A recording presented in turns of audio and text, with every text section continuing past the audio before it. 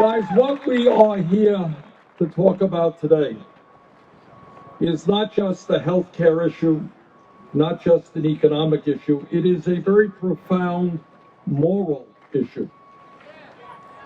It is whether or not people in our country should get sicker than they should get, or even die because they don't have enough money to pay the prices that the pharmaceutical industry is charging us. That's the issue.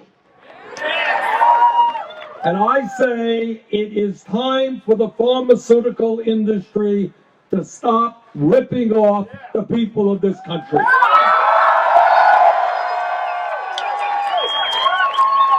Let me tell you a story where I first got deeply involved in this issue. In the late 1990s, I took a busload of Vermonters across the Canadian border to buy prescription drugs. And the reason I did it, and the people who were with me on the bus were mostly women who were struggling with breast cancer, working class women fighting for their lives. And we went to Montreal, and we had arranged this, and they walked into a drugstore, and they bought the medicine that they needed, the same exact medicine they were buying in Vermont in the United States. They bought it in Canada for 1/10 of the price, 10%. And I will never forget tears coming down the cheeks of some of these women who were struggling for their lives and were having a hard time paying for the medicine they desperately needed. But it was not just them at that point. Right now, if you want to hear about crazy and you want to hear about dysfunctionality, in America today, 1 out of 5 people who go to their doctor's office and get a prescription are unable to afford to buy that prescription. Talk about crazy. So people are sick, and the nurses well understand it. They go to the doctor or nurse because they're sick. They get a prescription and they can't even afford to fill it. In my state and all over this country, there are hundreds of thousands of elderly people who are cutting their pills in half, which is a bad thing to do because they cannot afford to buy the medicine that they need. Our job is to tell the pharmaceutical industry that we will not continue to pay by far the highest prices in the world for prescription drugs.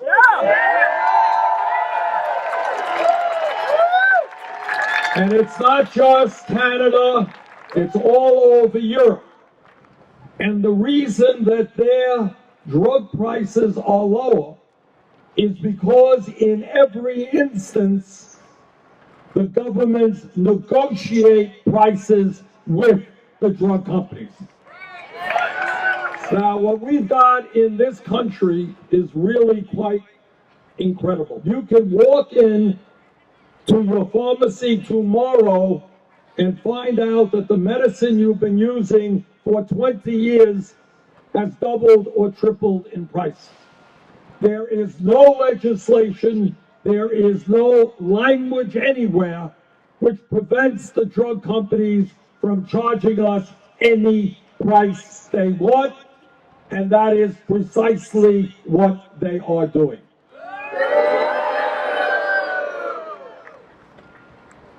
The reality today is that the pharmaceutical industry has become a major health hazard to the American people.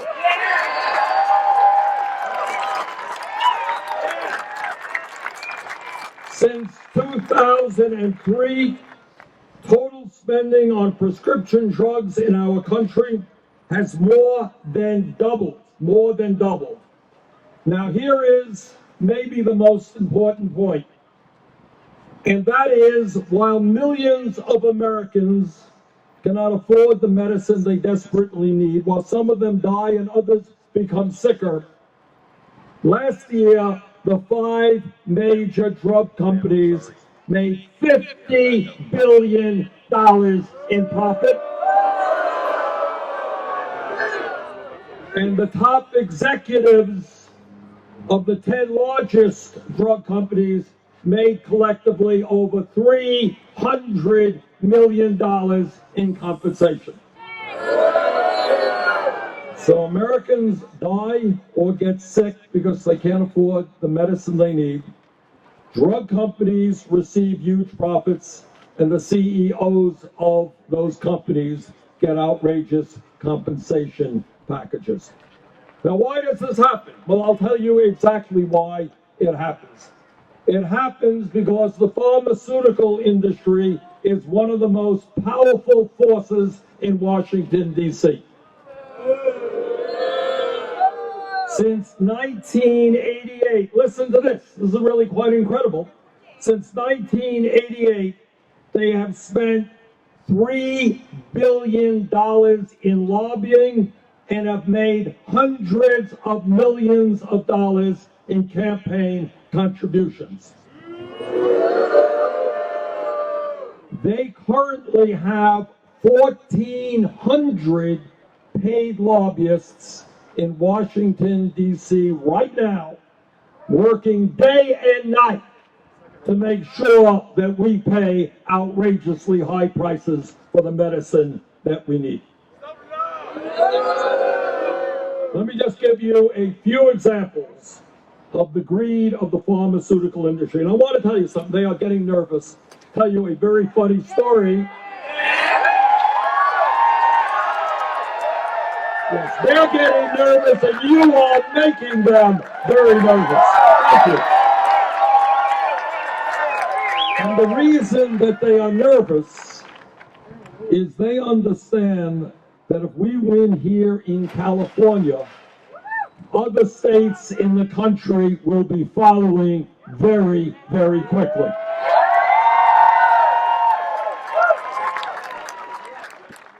And when we talk about a corrupt campaign finance system, man, you are up against that right now.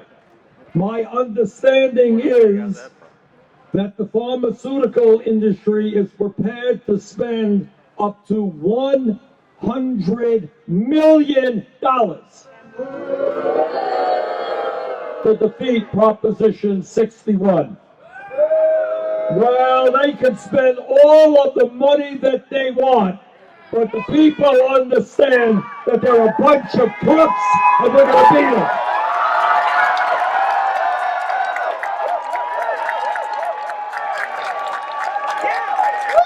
But you know, it's just stop and think. One, here you have elderly people cutting their medicine in half. People can't afford the medicine they need, and yet they have $100 million to dump in to lying TV ads here in California.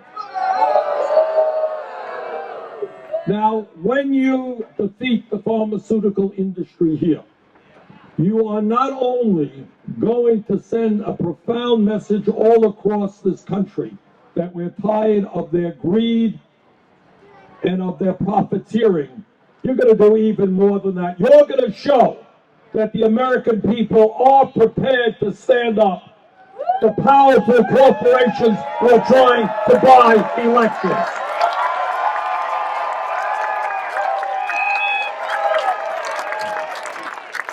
Now, I just learned something a couple of hours ago, which I thought was kind of funny. We sent out a tweet from my Senate office, which talked about the greed of the pharmaceutical industry, and we particularly spoke about a company called Ariad, who is charging something like $199,000 a year for leukemia treatment. Well, after we sent that tweet out, their stock started to crash.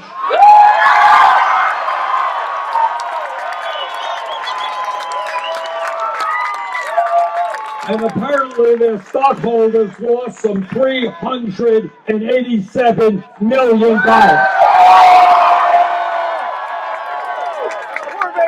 So let me say it again. This is an industry which is extraordinarily greedy, an industry that we have got to stand up to, an industry that has got to provide the medicine that people desperately need, not only here in this country, but poor people all over the world need affordable medicine. Let me just give you a few examples, only a few, of some of the outrages that are going on within the pharmaceutical industry. Mylan increased the price of EpiPens by some 500% since 2009, from $57 to more than $600. Turing Pharmaceuticals increased the price of Daraprim by 5,000% overnight, from $13.50 to $750 for one pill. Valiant increased the price of the lead poisoning drug known as calcium EDTA by 2,700% in a single year, from $7,000 to $27,000. These people believe that they have the right to charge us any price that they can, ignoring the suffering that takes place when people cannot afford that medicine. Now, let me give you another example, comparing prices. I live 50 miles away from the Canadian border. In the United States, it costs $730 for a 90-day supply of Crestor, which is used to treat high cholesterol, for just $160 in Canada. Nexium, $736 in the United States, $214 in Canada. Celebrex, $895 in the United States, $212 in Canada. This is the same exact medicine in the same exact bottles made by the same exact companies. So what we are here to say is enough is enough.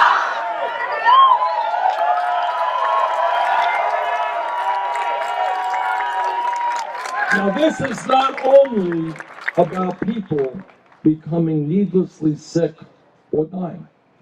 It is about people having to go deeply in debt to purchase the drugs they need to stay alive. It is about taxpayers spending unnecessary amounts of money by the billions for Medicaid or Medicare because the drug companies charge us such very high prices. It is about healthcare costs going up because of the outrageously high prices of the pharmaceutical industry. So here we are in California, and here you have brought forth the most significant proposition in the country today to end pharmaceutical industry greed.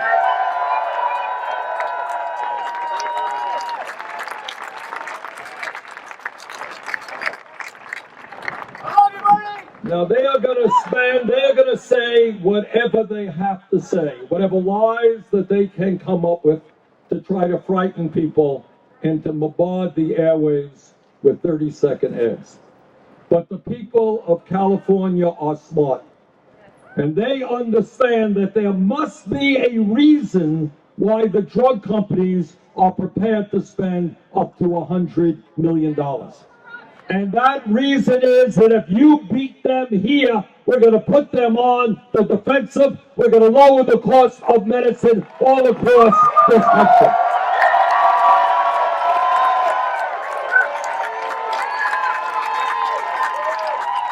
So let me thank AARP, because they know what high drug prices are doing to seniors. Let me thank my brothers and sisters at the National Nurses United, because they do not want to have to be treated patients who are so much sicker than they otherwise should be. And let me thank all of my friends and all of you. Brothers and sisters, we are going to take on the pharmaceutical industry. We're going to take on the insurance industry.